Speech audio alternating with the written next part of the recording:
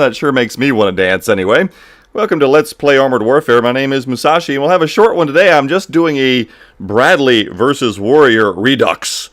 I wanted to take again a look. I had a previous video, if you haven't seen it, comparing the Bradley to the Warrior, and it's been an ongoing topic how the Warrior was a tier up from the Bradley when they're pretty similar in real life. And I explored that in depth in the previous video.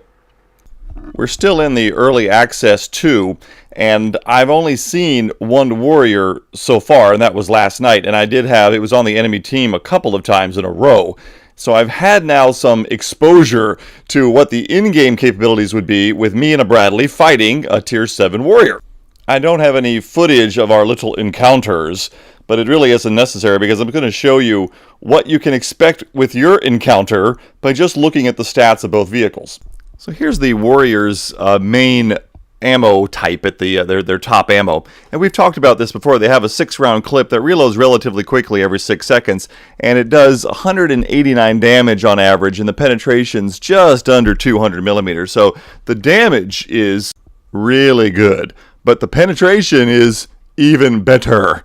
So this thing gets a 6-round clip, and there was, for me at least, there was a real question whether it's 6-round clip with a reload with these increased numbers. The DPM numbers show the Warrior would be superior, but the Bradley has the 25 mic that is belt fed, so it should be able to continue firing and make up some of that difference, right?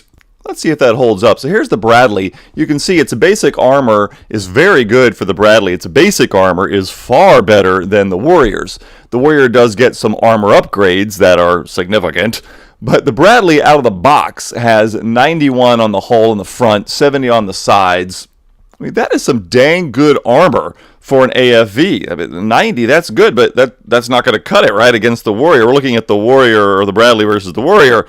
The Warrior's 200 pen, yeah, it's going to laugh at your 90 millimeters of armor. Aha! But the Bradley gets explosive reactive armor. And you see it does increase the hull stats a little bit. We're up to about 100, but we're still not coming anywhere close to the 200 pen, roughly, that the Warrior can do to us. So the ERA also not helping. You know, the ERA is meant to help defeat heat-based missile systems and heat rounds.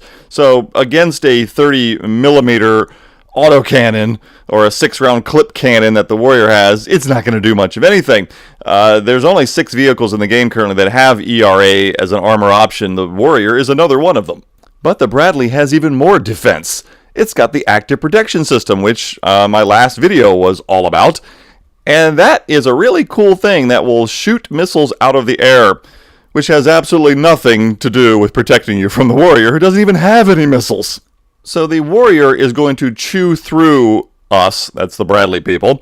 But what about that belt-fed 25 mic spitting out of that Bradley real fast? Can we hurt or damage the Warrior in the same kind? Can we keep up with it?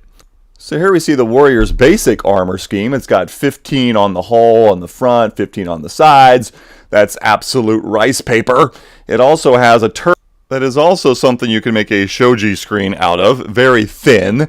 The turret there is listed at 15, 15, 12, or whatever. There's no armor on the turret either on the Warrior, so this is looking good, right?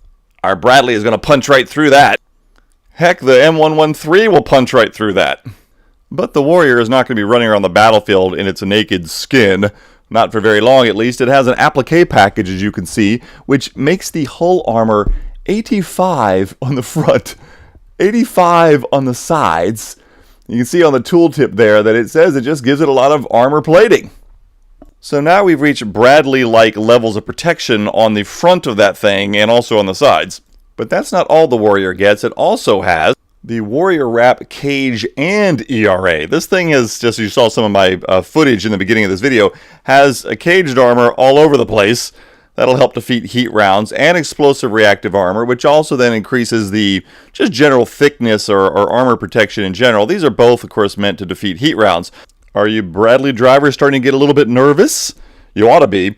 The Warrior is almost purpose-built to defeat the Bradley's main weapon, which are the double-toe missiles. So that pretty much leaves the Bradley to fight the Warrior off with its 25 mic. So here we are again. The Warrior's got about 100 millimeters of armor on the front and the sides. And the Bradley has got a 25 mic that if you look at the first upgrade on the ammunition, got about 135 millimeters of pen, which should just about do it, but that's still pretty close depending on the angle. The bigger issue is the 50 damage per shot. That's the Warrior is doing 4 times the amount of damage per shell. The Warrior is going to pin you with all of its shots. If it hits you with all 6, you're going to be down 1,200 hit points. You don't have much to spare at that point. That's assuming you're at full health, of course, in the brawling situations you might get into with the Warrior. That's assuming the Warrior is at full health too, but 6 seconds later, that Warrior is going to reload, and lickety-split, you will be dead. Aha, but we have one more 25 mic ammunition round to upgrade to. Wah wah, buzzers. We've only got a little bit more pen, very little more, and a little damage. It's only 55 per round. That is not going to scare off your Warrior drivers. In my encounters with the Warrior, he would just come right at me, and it was total seal clubbing. I mean, there was no chance. I had no chance to kill that Warrior. When the first couple encounters with it, I was duking it out with, and we're exchanging him with the 30 millimeter, me with the 25. We're very close range. Happened a couple different games, and boom, boom, boom, I was dead. He did have to reload on me one time after that 6 seconds. So I'm pumping my cannon as fast as it can go into him, but the damage is so small.